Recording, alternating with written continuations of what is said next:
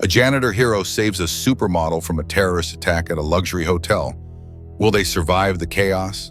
Like this video, subscribe, and hit the bell to catch our latest stories. You won't want to miss what's coming next. The Lux Grand Hotel in Las Vegas stood as a monument to extravagance on a warm May evening in 2016, its glass facade catching the glow of the Strip's neon lights. The lobby, a whirlwind of wealth, the marble floors gleaming under crystal chandeliers, the air filled with the murmur of VIPs arriving for a charity gala. Their tailored tuxedos and sequined gowns a sharp contrast to the faded blue jumpsuit of James Carter, a 39-year-old janitor with deep ebony skin. His broad shoulders hunched as he pushed a cleaning cart through the service corridor, a jagged scar running from his left eyebrow to his jaw. A grim souvenir from an IED explosion in Iraq back in 2005. His dark eyes heavy with exhaustion. His thoughts on his 7-year-old daughter, Lily, waiting in their tiny apartment on the city's edge. Her small voice echoing from that morning. "Daddy, can I have a new backpack for school? Mine's torn." Her hopeful eyes a constant ache in his chest. His reply strained. "Soon, baby. Daddy's got to save up." His $8 an hour wage barely covering their $550 rent. Their meals often just instant noodles or canned beans warmed on a second-hand hot plate. The occasional treat of peanut butter on stale bread, a rare delight. The weight of single fatherhood, a relentless burden. His military past, a fading memory of pride now overshadowed by struggle. His service as a sergeant, leaving him with a limp, a scar, and untreated PTSD. The VA benefits he'd been promised lost in bureaucratic red tape. His nights plagued by nightmares of gunfire and screams. And tonight, as he scrubbed a scuff mark from the corridor floor, the faint sound of laughter drifted from the grand ballroom. The charity gala kicking off, an event raising funds for veterans, a bitter irony for James, who'd returned from war with nothing but trauma, his supervisor's voice crackling through the walkie-talkie clipped to his belt. "Carter, stay out of sight. Big names in there. Don't mess this up." The words a reminder of his invisibility in this world of glitz, and James muttered a quiet, "Yes, sir." His hands moving mechanically, his mop gliding over the tiles. The monotony a strange comfort. But curiosity drew him to the ballroom service entrance. The double doors slightly ajar, offering a glimpse of the opulence within. The room a sea of elegance. Philanthropists in silk ties, socialites with diamond necklaces, and celebrities posing for photographers, their flashes popping like firecrackers. The era's flip phones and early smartphones raised to capture the moment. And at the center stood Megan Harper, a 28-year-old supermodel whose face graced the covers of Vogue and Cosmopolitan. Her crimson gown a bold statement, its plunging neckline and thigh-high slit turning heads.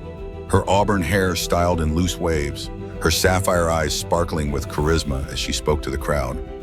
Her voice smooth over the hum of conversation. "Veterans gave us their all. Let's honor them tonight." The words cutting James deep, his scar itching under the weight of her speech. His own sacrifice unacknowledged. His years of service leaving him with nothing but a daughter he struggled to provide for. And he turned back to his cart, his chest tight. The event unfolding without him.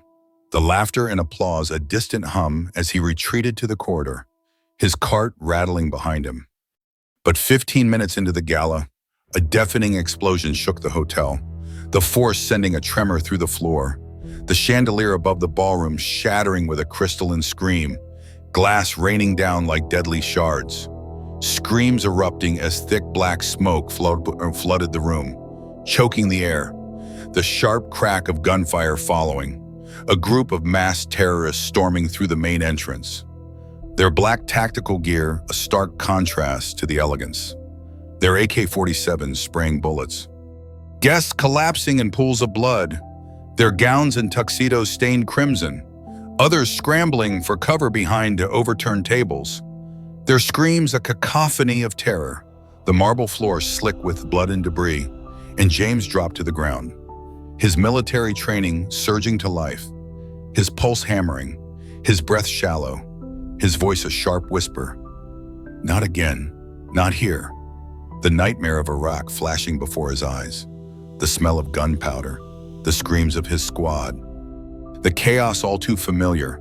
The service entrance his only vantage point. His body low as he crawled toward the ballroom. His hands trembling, but his mind razor sharp. And through the haze of smoke, he spotted Megan. Her crimson gown torn at the hem. Her face pale with terror. Her sapphire eyes wide as she stumbled over a fallen chair. A gunman closing in. His rifle aimed at her head. His voice a cold shout. "No one moves!" Her scream swallowed by the gunfire. And James moved without thinking, his body propelled by instinct. His voice a shout. "Get down!" As he sprinted toward her, the bullets whizzing past, one grazing his arm. The burn of it sharp but ignored. The hotel descending into a war zone. His only thought to save her. To survive. To make it back to Lily. The night exploding into a fight for their lives. Smoke stung James's eyes as he sprinted toward Megan. The Lux Grand Hotel's ballroom a hellscape of shattered glass and blood-soaked marble. The gunfire relentless. The terrorists' shouts echoing over the screams of the panicked guests. Their bullets tearing through velvet drapes and gilded walls. And James dove, tackling Megan to the ground. His scarred body shielding hers as a spray of bullets whizzed overhead, splintering a nearby table. Her crimson gown catching on debris. Her sapphire eyes wide with terror, her voice a gasp. "Who? What's happening?" And James's military instincts took over, his voice low and urgent. "Stay down, I'll get you out. Just follow me." His arm burning from the graze, blood seeping through his jumpsuit sleeve. But he ignored the pain, his focus razor sharp, the chaos of Iraq flooding back. The training he'd buried for a decade now his lifeline. And Megan nodded, her breath ragged, her hands trembling as she clutched his arm. Her beauty stark against the carnage. And James scanned the room. The service entrance, 30 feet away, blocked by a fallen chandelier, its crystals scattered like deadly jewels. The main exit a kill zone, terrorists fanning out, their black masks and rifles a grim promise of death. And James spotted a side hallway leading to the kitchen, its door ajar, a narrow chance at survival. His voice a hiss. "That way! Crawl, now!" Yeah, they moved. James leading, his elbows scraping the marble as they crawled through the smoke. Megan behind him, her gown dragging, her breath hitching with every gunshot. A guest nearby screaming as a bullet found its mark. The sound cut short, and James's heart pounded. His mind on Lily, her small face the only thing keeping him grounded. The hallway just 10 feet away when a terrorist rounded the corner, his rifle sweeping the room, his voice a snarl. "No one leaves!" And James acted on instinct, grabbing a shard of glass from the floor, his hands slick with blood as he flung it, the shard striking the gunman's neck. The man staggering, his rifle firing wildly into the ceiling, plaster raining down, and James lunged, tackling him, his fist slamming into the man's face. The crack of bone loud, the rifle skidding across the floor, Megan scrambling to her feet, her voice a shout. "Hurry!" As they bolted for the hallway, the kitchen door slamming shut behind them, the stainless steel counters and industrial stoves a temporary refuge. But the gunfire followed, bullets punching through the door, metal pinging as they ducked behind a prep table. James's chest heaving, his voice sharp. "We can't stay. They'll come through. We need to move." Megan's eyes darted to the exit sign above a back door, her voice trembling. "There, can we make it?" And James nodded, his hand gripping hers. The warmth of her touch a fleeting comfort in the chaos. His voice steady. "On 3, 1, 2, 3!" They ran, the door leading to a service stairwell, the concrete steps cold and echoing, the sound of boots behind them, a terrorist shouting. "They're in the stairs! Get them!" And James pushed Megan ahead, his limp slowing him, his voice urgent. "Keep going, don't stop." The stairwell a maze of turns, the terrorists closing in, their flashlights cutting through the dark, and James spotted a utility closet on the landing, its door slightly open, his voice a whisper. "In there, now."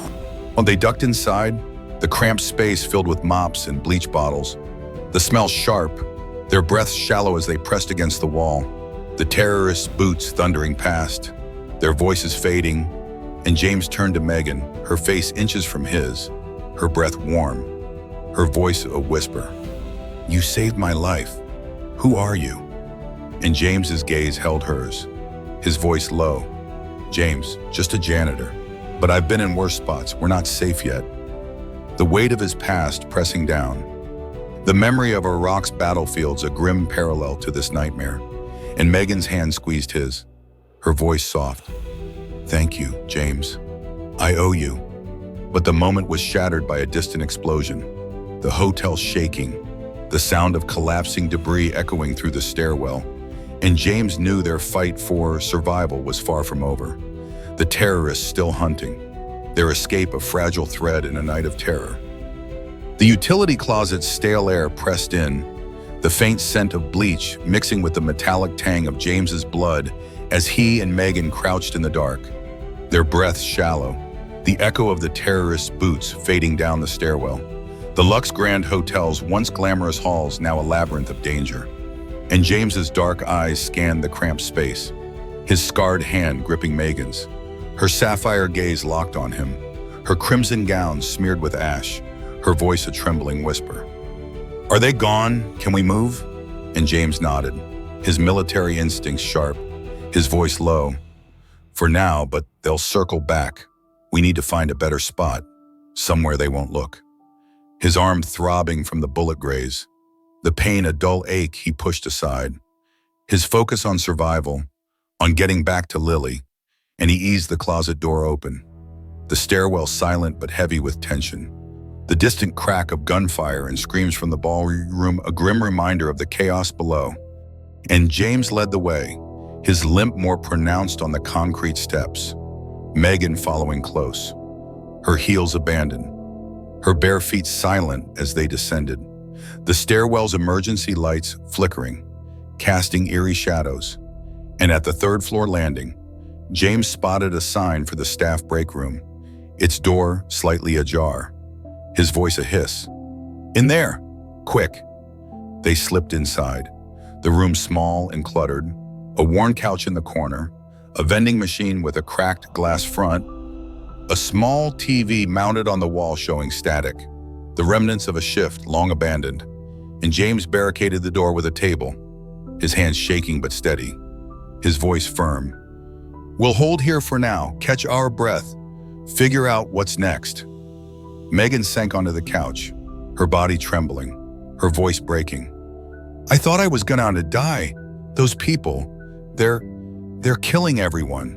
And James knelt in front of her, his dark eyes steady, his voice calm. "I've got you. We're getting out of this, I promise." His words a lifeline, his own fear buried deep. The memory of Lily's small hand in his the only thing keeping him grounded. And Megan nodded, her hand brushing his, her voice soft. "You're not just a janitor, are you?" James's jaw tightened, his voice low. "I was a sergeant, Iraq, 2005, seen my share of hell, but I'm getting us out." And before she could reply, a sharp bang echoed from the stairwell, the terrorists returning. Their voices harsh. "Check every room, they can't have gone far." Whisht, and James's heart raced, his body tensing as he grabbed a fire extinguisher from the wall, his voice a whisper. "Get behind the couch now." Megan obeyed, her movement swift, her breath hitching as James positioned himself by the door. The extinguisher raised, the table barricade shuddering as the terrorists kicked at it, the wood splintering, and with a final crash, the door burst open, 2 gunmen storming in, their rifles sweeping the room, their masks hiding their faces, their voices cold. "Find them! Kill them!" But James was faster, his extinguisher spraying a cloud of white foam, the chemical mist blinding them, their shouts turning to coughs as they fired blindly, bullets tearing into the vending machine, glass shattering, and James lunged, his scarred hands wrenching the rifle from the first gunman, his elbow slamming into the man's throat. The crack of cartilage loud, the second gunman swinging toward him, but James fired, the rifle's recoil jarring his shoulder. The bullet striking the man's chest, his body collapsing with a thud, and James stood over them, his chest heaving, the rifle heavy in his hands, Megan emerging from behind the couch, her voice a gasp. "James, are you okay?" And he nodded, his voice gruff. "I'm fine. We can't stay. More will come." He stripped the gunmen of their ammo, slinging the rifle over his shoulder, his mind racing. The break room a temporary haven now compromised, and he led Megan to the window. The third-floor view showing the hotel's courtyard below, a service ladder bolted to the wall, a risky descent, but their only option. His voice urgent. "We're climbing down. It's our best shot. I'll go first. You follow." Megan's eyes widen, her voice trembling. "I'm not good with heights." But James's hand found hers, his voice steady. "I've got you, trust me." And he pushed the window open, the night air cool against his sweat-soaked skin, the distant wail of sirens, a faint hope. The ladder rusted but sturdy as he started down, Megan following, her hands shaking but determined. The courtyard below a maze of shadows, the chaos of the hotel still raging above, their escape a fragile thread in a night of terror. The rusted service ladder creaked under their weight as James and Megan descended into the Lux Grand Hotel's courtyard, the night air of Las Vegas in 2016 thick with the acrid scent of smoke, the distant wail of sirens growing louder, the chaos of the terrorist attack still echoing from the upper floors. And James hit the ground first, his boots crunching on gravel, his rifle, taken from the gunman in the break room, gripped tightly, his scarred face tense as he scanned the shadows. The courtyard a maze of decorative planters and overturned patio furniture, Megan dropping beside him, her bare feet wincing on the rough surface, her crimson gown tattered, her sapphire eyes darting nervously, her voice a whisper. "Where now? Can we get out?" And James pointed to a service gate 50 feet across the courtyard, its metal frame ajar, leading to the hotel's loading dock.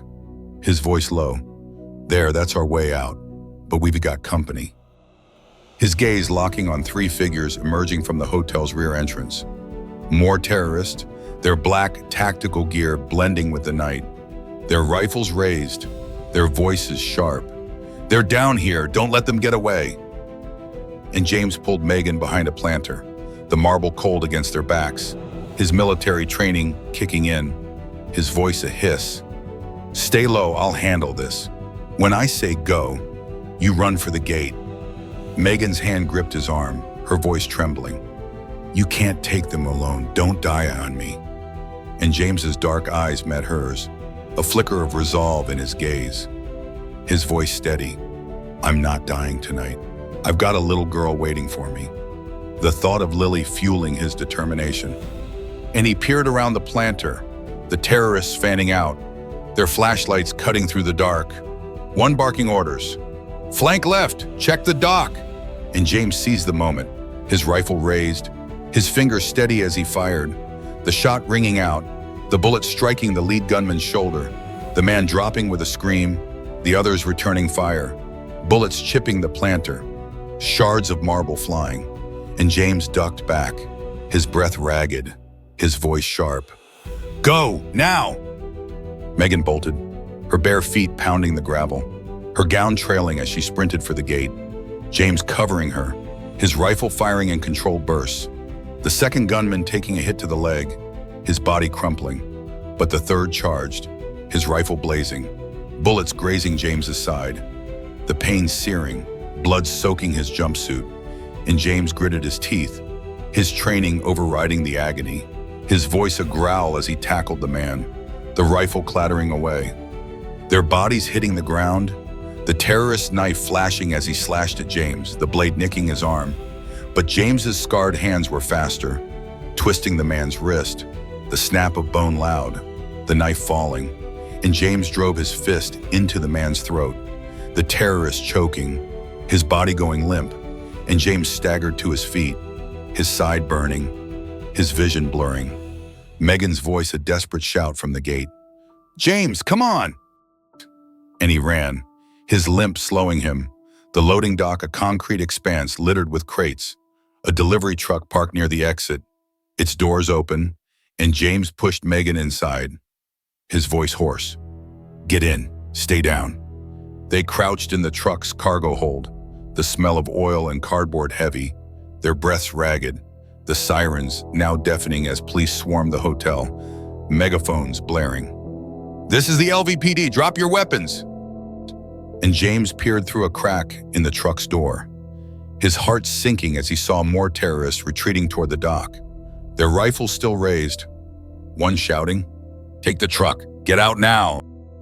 And James's jaw tightened, his voice a whisper. "They're coming! We can't let them take this!" Megan's eyes widened, her voice panicked. "What do we do?" And James grabbed a crowbar from the truck's floor, his voice grim. "We fight, I'll draw them away, you get to the cops." And before she could protest, he kicked the truck door open, his crowbar swinging as he charged the nearest gunman, the metal cracking against the man's skull, the terrorist collapsing, the others turning. Their rifles firing, bullets pinging off the truck, and Megan screamed, "James!" But he kept moving, his body a blur, his training a weapon, drawing their fire as Megan slipped out the other side, her crimson gown a flash in the dark as she ran toward the police line, James taking cover behind a crate, his side bleeding heavily, the last gunman advancing, his rifle aimed, but a hail of police gunfire cut him down, the SWAT team storming in, their voices shouting, "Clear, suspect down!" And James dropped the crowbar, his hands raised, his voice a shout, "I'm not with them, I'm a civilian!" But the police swarmed him, their guns trained, his world fading as he collapsed, the night's terror finally over, but his fight far from done. The loading dock of the Lux Grand Hotel buzzed with the chaos of flashing police lights and barked orders as James collapsed against a crate, his side bleeding, the pain a fiery pulse through his body, his scarred hands raised in surrender, the SWAT team closing in, their rifles trained on him, their voices sharp. "Don't move, hands where we can see them." And James's breath came in ragged gasps, his jumpsuit soaked with blood, his dark eyes darting to Megan, her crimson gown a stark contrast against the gray concrete as she stood near the police line, her sapphire eyes wide with fear, her voice a desperate shout. "He's not with them, he saved me!" But the officers ignored her, their focus on James, one barking, "On the ground, now!" And James complied, his body screaming in protest as he dropped to his knees, the cold concrete biting into his skin, his hands cuffed behind his back, the metal biting into his wrists, and an officer yanked him to his feet, his voice cold. "You're coming with us. Got a lot of questions for you." The scene a blur of shouting and sirens, the terrorists' bodies littering the dock, the hotel's grandeur marred by smoke and blood, and James's mind raced, his only thought of Lily, alone in their apartment, waiting for a father who might not come home. His voice hoarse, "I'm not one of them. I'm a janitor. I was at the gala. Check the cameras." But the officer's grip tightened, his voice dismissive. "Save it for the station. We've got a dozen witnesses saying a man in a jumpsuit was shooting. That's you." And James's heart sank, the weight of the accusation crushing. His military past a double-edged sword, his training saving lives but now painting him as a suspect. And they shoved him into a squad car, the door slamming shut, the red and blue lights reflecting in the window as they drove through the neon-lit streets of Las Vegas. The city's glamour a cruel mockery of his reality. And at the station, the interrogation room was a stark box of concrete and fluorescent lights. James sitting cuffed to a metal table, his side bandaged roughly by a paramedic, the pain dulled by adrenaline. Two detectives across from him, their faces hard. One, a grizzled man with a buzz cut, slamming a file down, his voice a growl. James Carter, ex-Army, served in Iraq, now a janitor. And tonight you're at the center of a terrorist attack. Start talking. How'd you get involved? And James's jaw clenched, his voice steady despite the exhaustion. I was working, cleaning the corridors. The gala got hit. I saw people dying. I helped. That's it. But the second detective, a younger woman with sharp eyes, leaned forward, her voice icy. You helped by taking down armed gunmen. Where did janitor learn to do that? And why did we find you with a rifle? James's hands tightened into fists, his voice low. I told you I was a sergeant. I've seen combat. I did what I had to save people. That rifle. I took it from one of them. Check the bodies. You'll see. But the buzz-cut detective scoffed, his voice dripping with suspicion. Convenient story. Carter, ex-soldier, down on his luck. Maybe you saw a chance to play hero. Or maybe you're working with them, feeding us a line. And James's anger flared, his voice rising. I've got a daughter. She's 7. She's waiting for me. You think I'd risk her for this? I paid it for this country, and now you're accusing me? The detective's eyes narrowed, his voice cold. You fought, sure, but people change. Maybe you got desperate, needed money. We've seen it before. And the interrogation dragged on, hours stretching into the night, their questions relentless. James's body aching, his mind fraying, the thought of Lily alone in their apartment a constant ache. Her small voice on the phone that morning. Daddy, be careful at work. Now a haunting refrain, and he pleaded, his voice breaking. Check the security footage. Talk to the woman I saved. Megan Harper, she'll tell you. But the detectives exchanged a glance, the woman's voice flat. We'll get to her right now. You're our best lead. You're not going anywhere. And they left him in the room. The door slamming shut, the silence suffocating. James's head dropping to the table, his scars a map of a life of struggle. His military service now a chain around his neck. The fear of losing Lily to the system if he was convicted a weight he couldn't bear. And outside, the city moved on. The neon lights of 2016 Las Vegas, indifferent to his fate. His freedom hanging by a thread. The truth buried in the chaos of the night. The fluorescent lights of the Las Vegas police station buzzed overhead as James sat slumped in the interrogation room. The cold metal cuffs digging into his wrists, his side throbbing beneath the makeshift bandage. The blood on his jumpsuit now a crusty brown. The exhaustion of the night's events at the Lux Grand Hotel weighing on him like a lead blanket. His scarred face etched with worry. His thoughts consumed by Lily, alone in their tiny apartment, likely awake and scared. Wondering why her daddy hadn't come home. The clock on the wall ticking past 3 a.m. The silence broken by the door slamming open. The buzz-cut detective storming in, his voice a sneer. Your story's got holes. Carter, we're holding you till we sort this out. You're looking at aiding and abetting. Maybe worse. And James's heart sank, his voice hoarse. I told you, I'm not with them. I save people. Check the footage. Talk to Megan Harper. The detective's eyes narrowed, his reply cut off by a commotion in the hall.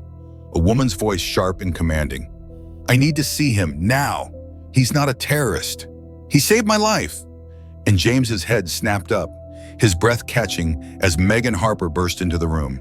Her crimson gown replaced with a borrowed police jacket, her auburn hair disheveled, her sapphire eyes blazing with determination. The detective stepping back, his voice gruff.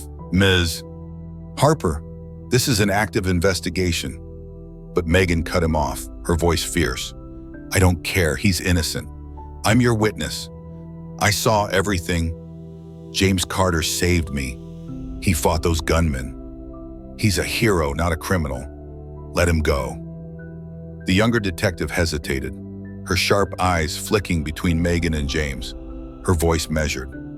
We'll need your full statement, Miss Harper. If what you say checks out, we'll review the footage. And Megan nodded, her voice unwavering. Then do it. I'll stay till he's free. The hours that followed a blur of paperwork and waiting. James's cuffs finally removed as the security footage confirmed his story. The grainy 2016-era video showing him tackling gunmen, protecting Megan. The detective's grudging apology, a hollow victory. "You're clear, Carter, but we'll be watching." And James stood, his body aching, his voice low. "Just let me get home to my daughter." The station fading behind him as Megan insisted on driving him. Her rented SUV a stark contrast to his reality. The city's neon lights casting a surreal glow as they pulled up to his rundown apartment complex. The paint peeling, the stairs creaking as they climbed. And James pushed open the door. Lily's small figure curled on the couch, her eyes red from crying, her voice "Daddy!" As she ran to him, her arms wrapping around his legs, James dropping to his knees, his voice breaking. "I'm here, baby, I'm okay." His tears falling as he held her. Megan watching from the doorway, her expression soft, her voice gentle. "She's beautiful. James, I'm so sorry you went through this." And James looked up, his dark eyes meeting hers, his voice raw. "Thank you. You didn't have to do that, but you saved me back there." Megan stepped inside. Her presence a strange contrast to the cracked linoleum and secondhand furniture. Her voice firm. "You saved me first. I owe you everything. I want to help. You and Lily deserve better than this." And she pulled a check from her purse, the amount staggering. $50,000. Her voice steady. "This is a start. Use it for Lily, for a better place. Whatever you need." James's hands trembled as he took it, his voice a whisper. I don't know what to say. This changes everything." And Megan knelt beside him, her hand on his shoulder, her voice soft. "You don't have to say anything. You're a good man." "James, I see that." Lily's small hand tugging at Megan's sleeve, her voice shy. "Are you an angel, lady? You helped my daddy." And Megan smiled, her eyes warm. "No, sweetheart. I'm just Megan, but your daddy's the real hero."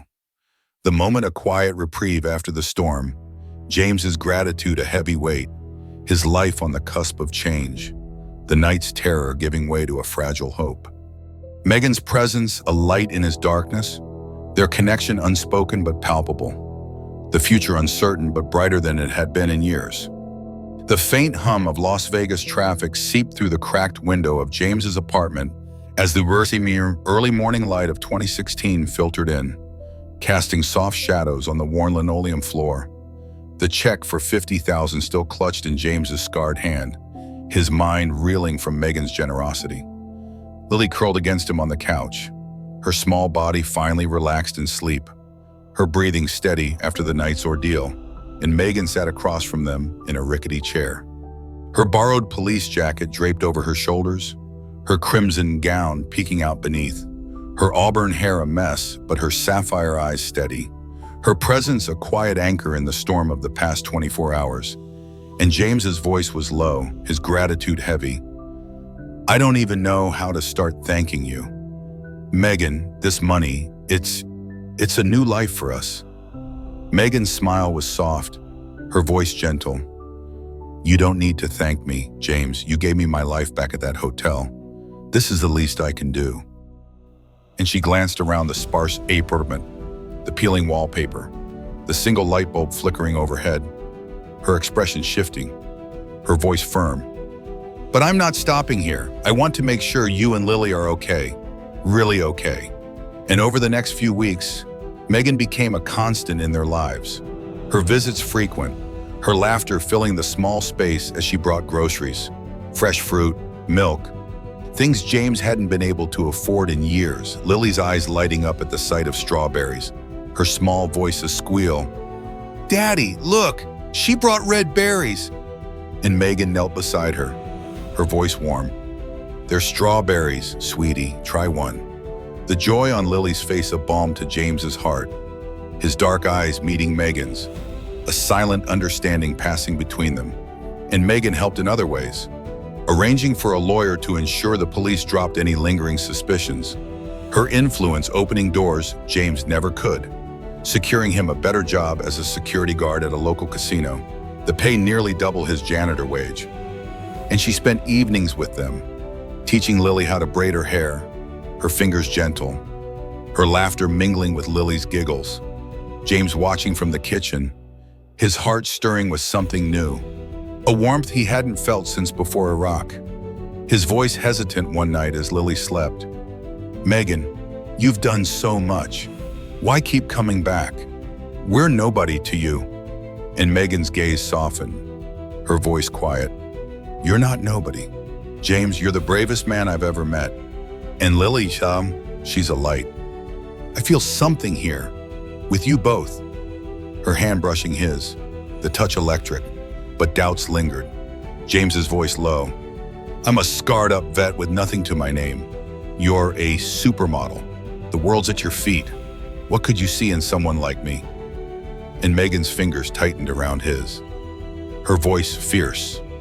"I see a man who risked everything for a stranger, a father who'd do anything for his daughter. I see you, James," the words breaking through his walls, their connection deepening. A muzzy spark of something more, but barriers loomed, the gap between their worlds stark. Megan's life of runways and red carpets clashing with James's reality of paycheck-to-paycheck survival. The whispers of neighbors. "She's too good for him. What's she doing here?" Echoing the doubts in his mind. And Megan's own hesitations surfaced, her voice soft one evening. "I've never felt this before, James, but my life, it's chaotic. The media, the pressure. I don't want to drag you into that." And James nodded, his voice steady. "I've been through worse than paparazzi. I'd face anything for you, for us." The unspoken promise hanging between them. Their feelings a fragile thread. The future uncertain but alive with possibility. Their bond a quiet hope in the aftermath of terror. The Las Vegas sun cast a golden glow over James's new apartment as summer arrived in 2016. The small but clean two-bedroom unit, a far cry from the cramped space he and Lily had once called home.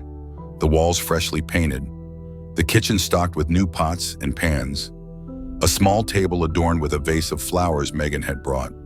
Her visits now a cherished routine. And James stood by the window, his scarred face softened by a rare smile.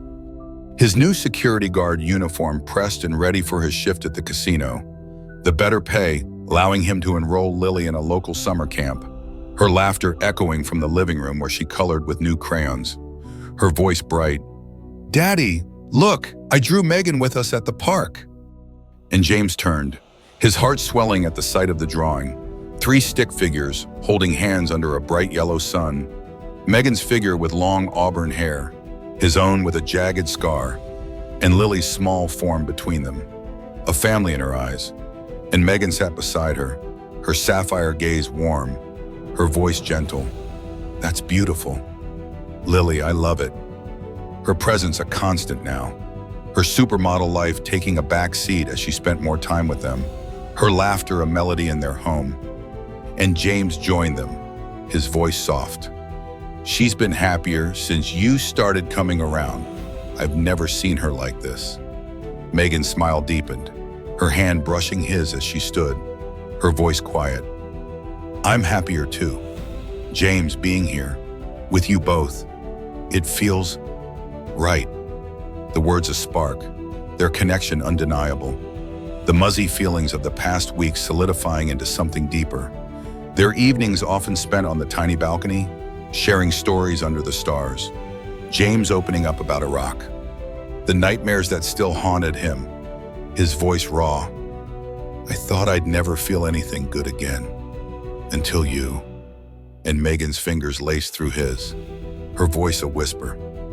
"You make me feel safe. James, something I haven't felt in a long time." Their bond, a quiet promise. But the world outside loomed. Megan's fame a double-edged sword. Paparazzi starting to circle. Their cameras flashing outside the apartment. Whispers of, "Who's the mystery man with Megan Harper?" beginning to spread. The pressure of her life a shadow over their fragile connection. And James felt the weight, his voice hesitant one night. "Your world, it's so big, Megan. I don't want to hold you back." But Megan's gaze was fierce, her voice steady. "You're not holding me back. You're giving me something real. I'm not going anywhere." The words a vow, their future a shimmering possibility. James's new job offering stability, Megan's influence opening doors, a local veterans group reaching out after her public praise of his heroism, offering support he'd never had. And as the weeks turned to months, their lives intertwined. Lily calling Megan Auntie Meg one sunny afternoon, the nickname a spark of joy, James and Megan exchanging a look, their hands brushing, a silent question hanging between them. What could they become? The answer a mystery, their story unwritten, a future bright with hope, waiting to unfold. From a terrorist attack to a new beginning, James and Megan found hope. Thanks for listening. Please like, share this video, and don't forget to subscribe with notifications on for our latest stories. Your support means the world to us.